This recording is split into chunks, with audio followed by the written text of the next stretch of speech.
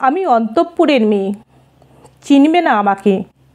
তোমার শেষ গল্পের বইটি পড়েছি শরৎবাবু, বাসি ফুলের মালা। তোমার নায়িকা এলোকেশীর মরণ দশা ধরেছিল ৩৫ বছর বয়সে।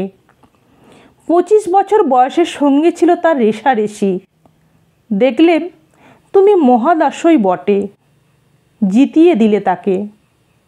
নিজের কথা বলি, বয়স আমার অল্প, একজনের মন ছুঁয়েছিল আমার এই কাঁচা বয়সের মায়া।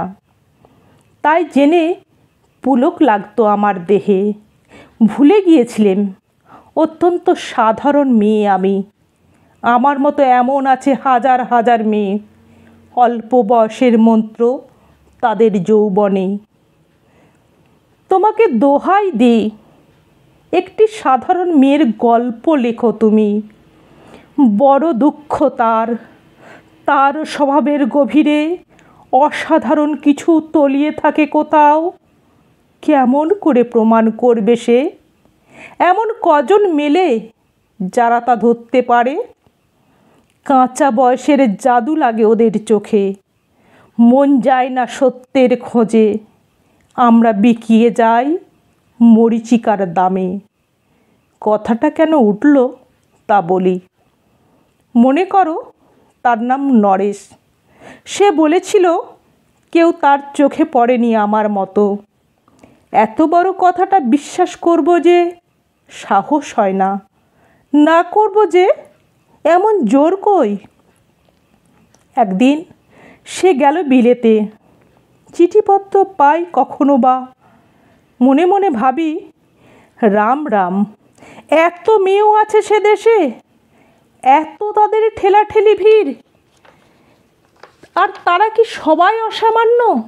এত বুদ্ধি, এত উজ্জ্বলতা, আর তারা কি সবাই আবিষ্কার করেছে এক নরেশ সেনকে, স্বদেশে যার পরিচয় চাপা ছিল 10-এর মধ্যে। গেল মেলে চিঠিতে লিখেছে লিজির সঙ্গে গিয়েছিল সমুদ্রে নাইতে। বাঙালি কবির কবিতা কলাইন দিয়েছে তুলে, সেই যেখানে উর্বশী উঠছে সমুদ্র থেকে। তারপরে বালির পরে বসলো পাশাপাশি। সামনে দুলছে নীল সমুদ্রের ঢেউ, আকাশে ছড়ানো নির্মল সূর্যালোক। লিজি তাকে খুব আস্তে আস্তে বললে, এই সেদিন তুমি এসেছো, 2 দিন পরে যাবে চলে।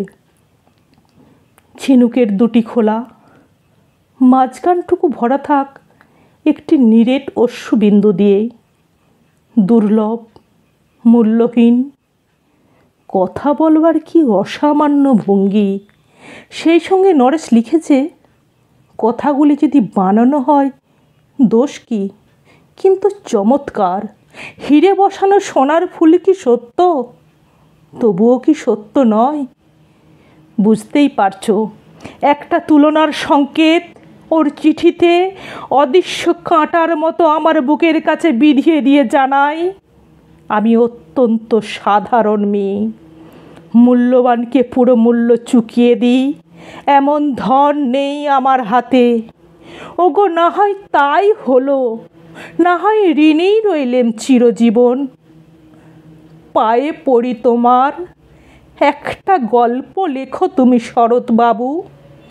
নিতান্ত সাধারণ মেয়ের গল্প, যে দুর্ভাগিনীকে দূরের থেকে পাল্লা দিতে হয় অন্তত 5-7 জন অসামান্যার সঙ্গে, অর্থাৎ সপ্তরথিনীর মার। বুঝে নিয়েছি আমার কপাল ভেঙেছে, হার হয়েছে আমার। কিন্তু তুমি যার কথা লিখবে তাকে জিতিয়ে দিও আমার হয়ে। পড়তে পড়তে বুক যেন উঠে ফোলে, ফুলচন্দন পড়ুক তোমার কলমের মুখে। তাকে নাম দিও মালতী। ওই নামটা আমার, ধরা পড়বার ভয় নেই। এমন অনেক মালতী আছে বাংলাদেশে, তারা সবাই সামান্য মেয়ে। তারা ফরাসি জার্মান জানে না, কাঁদতে জানে। কি করে জিতিয়ে দেবে?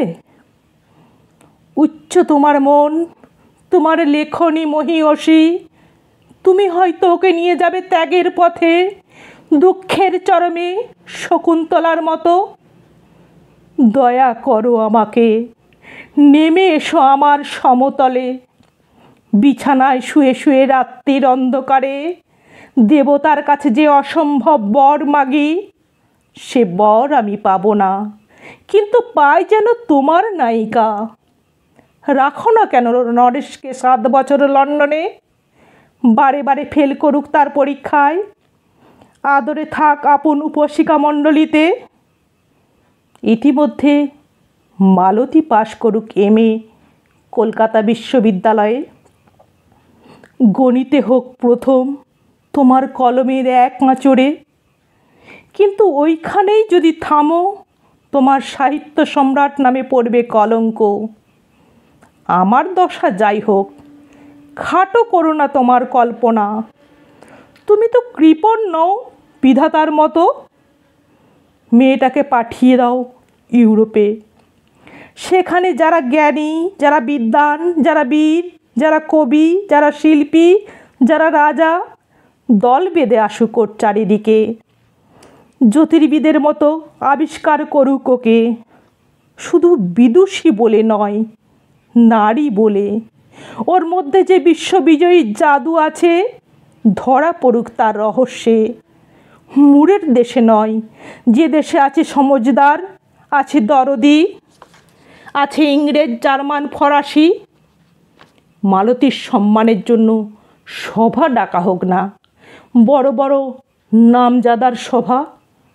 মনে করা হোক সেখানে বর্ষণ হচ্ছে মুষলধারে চাটুবাক্য, মাঝখান দিয়ে সে চলেছে অবহেলায়। ঢের ওপর দিয়ে যেন পালের নৌকা। ওর চোখ দেখে ওরা করছে কানাকানি।